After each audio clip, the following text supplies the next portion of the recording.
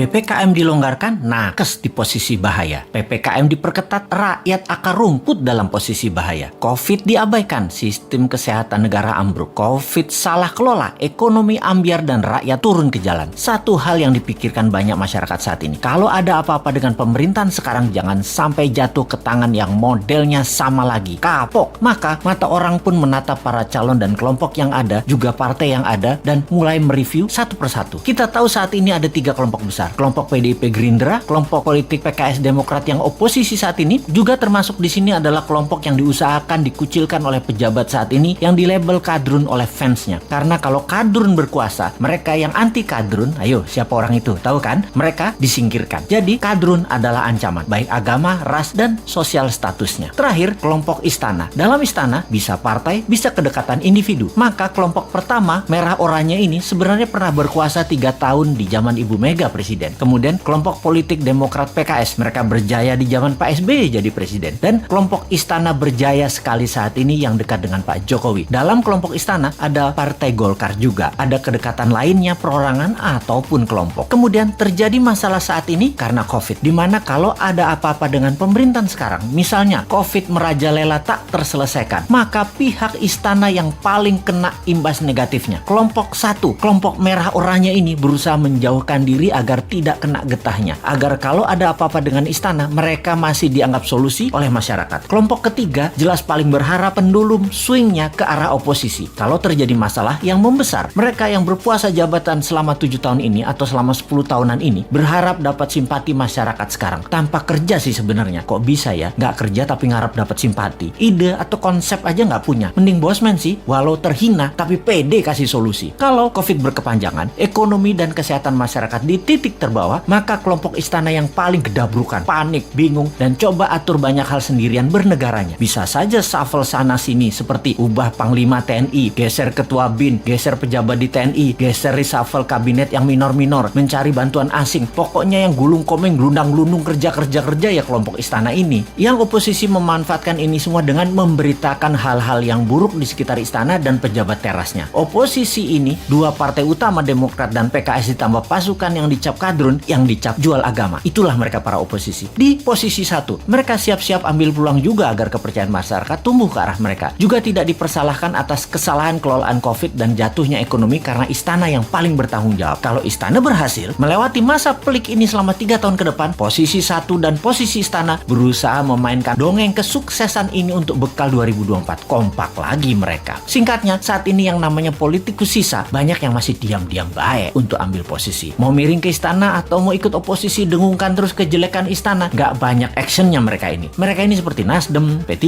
PAN, PKB, Hanura. Partai-partai miring ke istana ini juga terasa sekali mereka lagi ambil jarak dengan istana sekarang. Deket enggak, jauh enggak, bantu enggak, ngerecokin dikit palingan. Inilah peta saat ini kalau kita persingkat. Nah, kita sekarang ke depan bagaimana? Kita sekali lagi ingatkan, 3 posisi tadi yaitu kelompok pertama merah oranye, kelompok istana, dan kelompok oposisi. Ini petanya kita tarik ke belakang. Kita lihat 20 tahun terakhir ini. 3 tahun Ibu Mega, 10 tahun Pak SBY, 7 tahun istana saat ini. Total 20 tahun. Kemudian kita list daftar calon pemimpin 2024. Para calon yang ada saat ini adalah datang dari ketiga genre politik yang ada. Sebutkanlah satu persatu. Pasti mengacu ke salah satu kelompok. Misalnya Pak Prabowo masuk kemana? Sudah tahu kan? Pak Erik misalnya masuk kemana? Pak Ganjar, Pak Anies, Pak Ridwan Kamil masuk kemana? Jelas ya? Ini pertanyaan new mind sekarang. Apakah dalam 20 tahun terakhir negara Indonesia jadi negara superpower? Apakah Indonesia jadi negara yang ditakuti dan disegani di sekitar kawasan? Apakah Indonesia jadi negara tidak impor lagi dan menjadi negara produsen kelas dunia? Apakah pendidikan Indonesia terbaik di dunia saat ini? Apakah sumber daya alam Indonesia masih utuh atau sudah mulai habis tanpa membuat Indonesia jadi kaya? Bener nggak? Pertanyaannya sekali lagi, yakin masih mau sama mereka yang model kelolaan negaranya pasti sama seperti dalam 20 tahun terakhir ini? Yakin masih memilih orang yang di etalase itu semua? Berani nggak ambil yang baru, yang beda, yang timnya kuat di dalam dan di luar negeri, yang bukan genre bernegara ala 3 kelompok yang berkuasa, yang akan menyatukan semuanya di bawah kekuatan yang baru?